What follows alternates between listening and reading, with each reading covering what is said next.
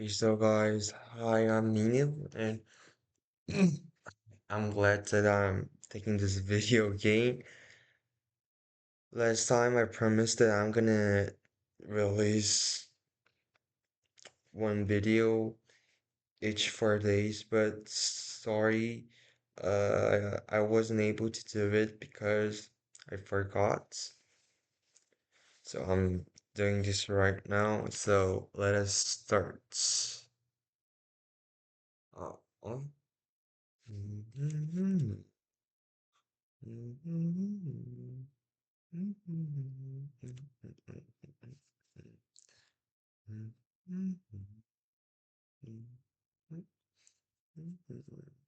So my script is here. Okay, I think that last time I left off with this question. If prediction is the real problem, can we just get better at predicting? This simple basic logic. Okay, so I went back into the book looking for an answer, and to be honest, what I found was kind of messier and complex than I expected. So we're gonna kind of deep dive here. Okay, so the book brings up adaptability first, like obvious counter argument of the strategy paradox. Okay, I like adaptability. If it's valid, can actually jeopardize the validity of the strategy paradox or usefulness because the strategy paradox relies on the basis that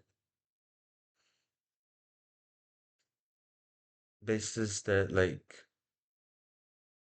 your prediction is unlocked. So if you predicted an environment quite good and you're gonna be successful, but if not, you're gonna go into the bankruptcy.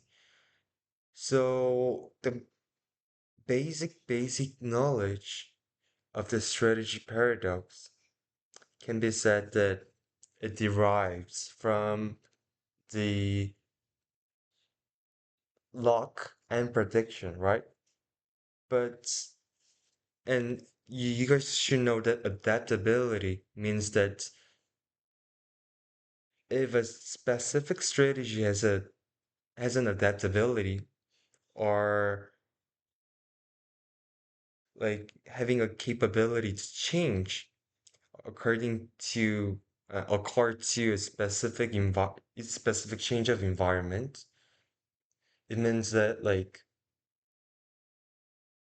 it actually doesn't matter whether your prediction is wrong or right, because in case you got wrong and you have adaptability, and if you change yourself, that's so. So if I was him, the author, like the first thing that I had to do is eradicating the adaptability and saying that a farm being adaptable is invisible. And in my opinion, that is what he actually did. Yeah,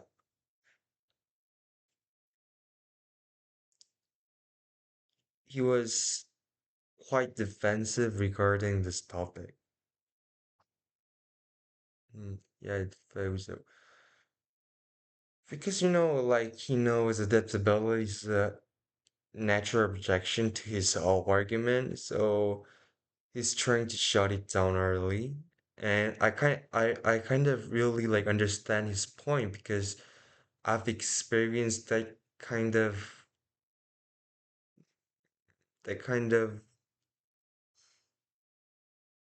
thingies when I write research papers before, and there is a pressure for me to publish, so I had to make my knowledge as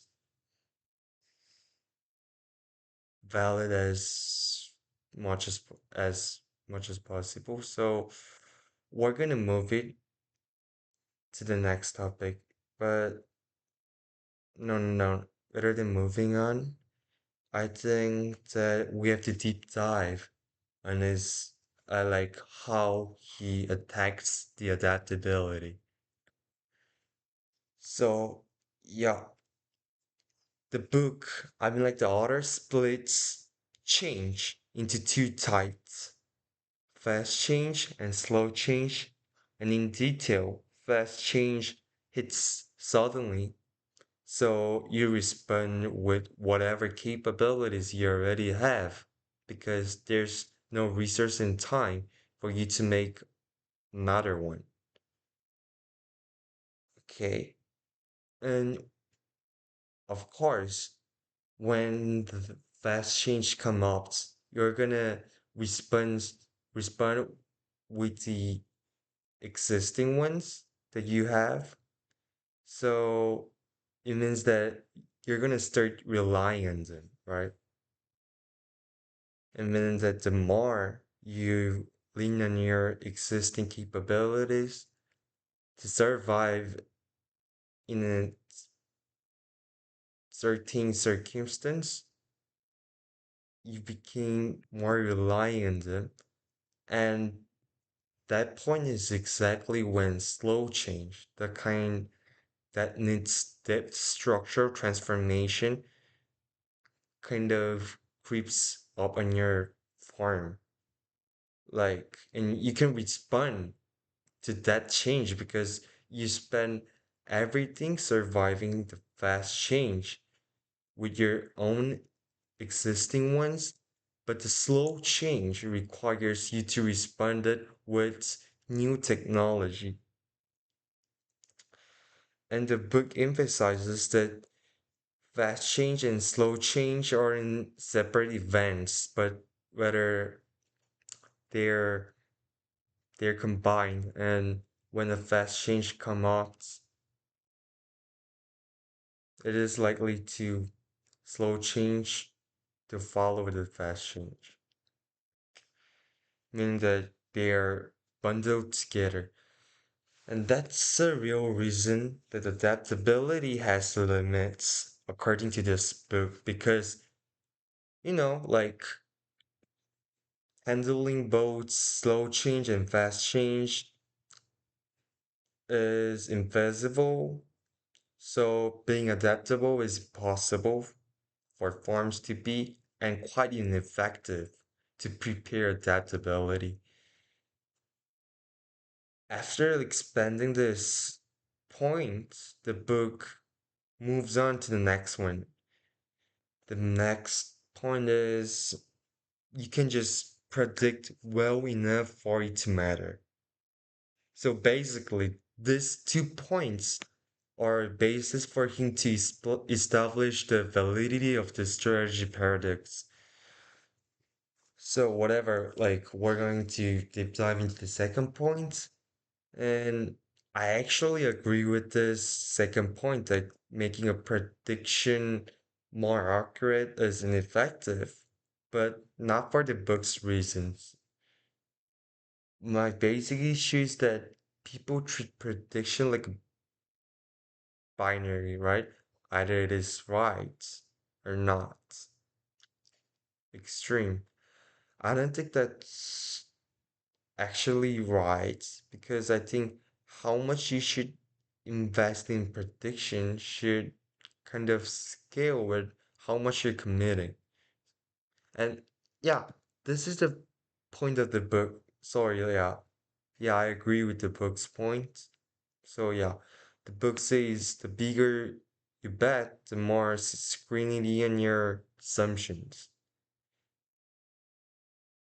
So the book doesn't really go there, like which I think is a real gap in the argument. The point that it doesn't go there is that perfect prediction is not a proportional prediction. Yeah.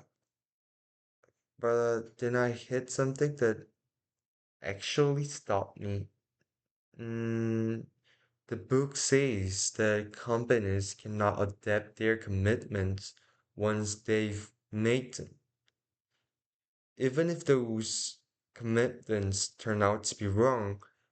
And in my opinion, or with the other's opinion, I think this is the third reason that second reason why adaptability is invisible. Yeah. So meaning once you're executing plan A, you can suddenly change to plan B mid execution because you've commit all your resources and time to plan A. And this is where I think the book contradicts itself. Because if you genuinely can adapt mid execution, why did it spend so much time earlier arguing against adaptability in the first place?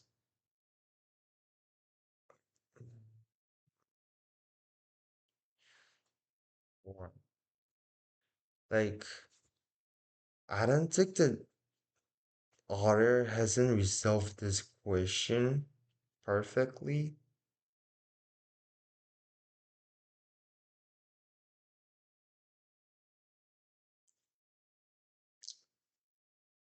Yeah, this can be another reason why the adaptability doesn't work, but he hasn't included it.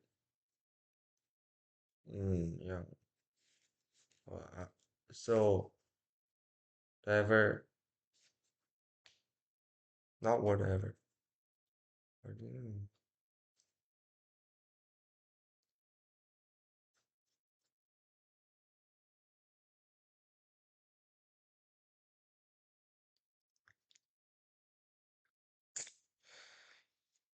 Yeah, right now I feel that like he kind of tried to mix both, making a simple good prediction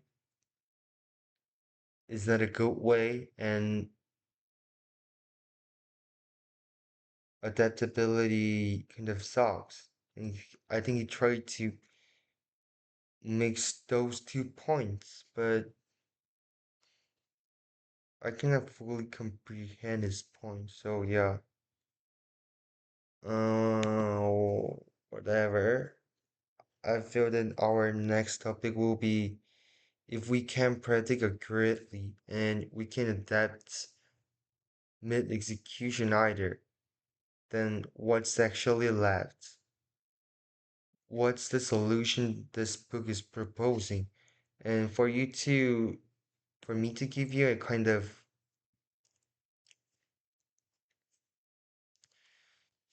answer or hint of it, the book proposes, I don't remember the exact name of the solution, but it was s- flex flexibility of strategy or kind of that thing. So we're gonna deep dive into it, and I found some contradiction with the solution and the previous argument he made in the earlier part of the book. Whatever. Thank you.